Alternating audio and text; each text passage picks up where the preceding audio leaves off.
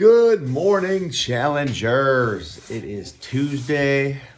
I apologize about not doing a video during the Super Bowl. I didn't figure anybody would tune in, but I wanted to talk to you guys about the point this week and check in on your progress. I am a big fan of this one, and I'll tell you how I do it, okay?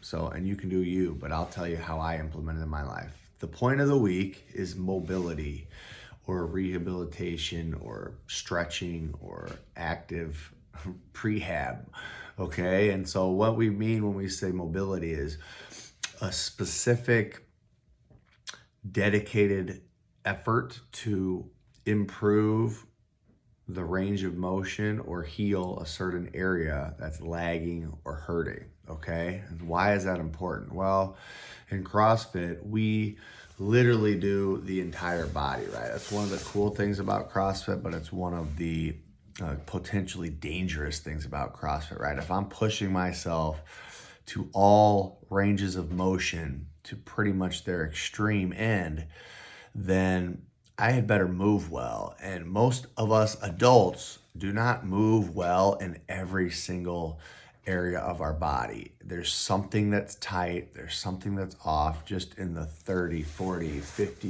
years that we've been alive, things get out of alignment, and then the body does an amazing job of compensating so that we can still live normally. But then with those imbalances, different tightnesses and asymmetries spring up, and it causes, certain muscles to work harder than others. It causes certain muscles to get tight, and then if we don't address those, then it could lead to those chronic injuries: elbow tendonitis, shoulder rotator cuff tightness, hip tightness. So if it's coming from an imbalance, usually it's a slow, painful process. I usually describe it like wearing braces on your teeth in order to fix it or to get yourself back towards healthier. I don't like to say fix because it's generally a spectrum.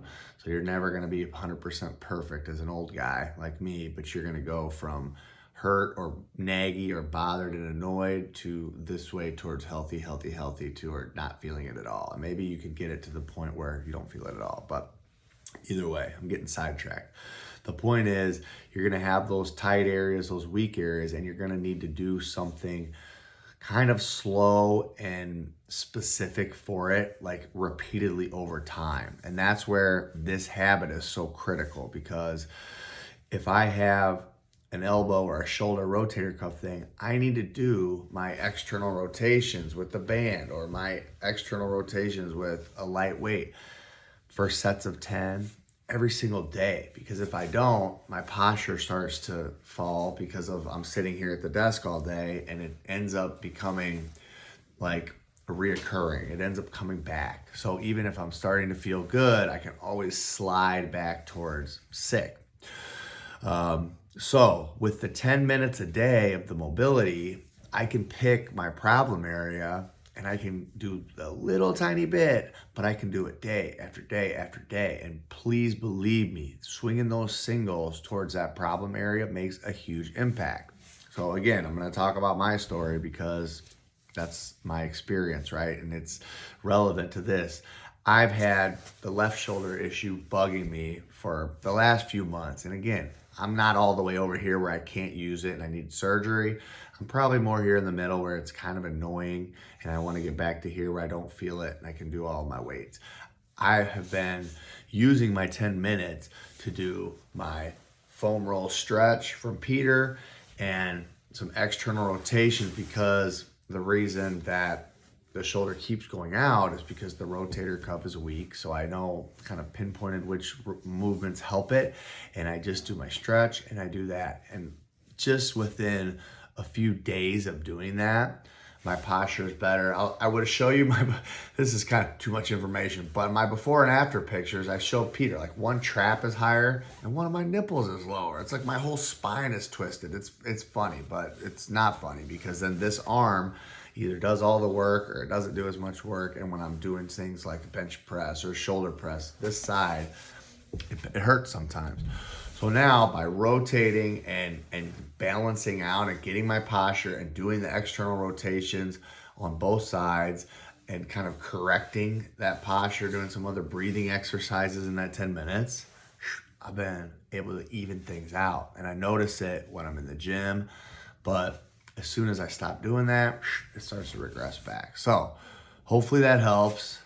Mobility, line yourself up, pick something that's been bugging you. If you don't have anything, Rosalba said she would show us some stuff. She can give you kind of a simple Zen meditation-y, stretchy thing, or she could help you with some targeted mobility as well.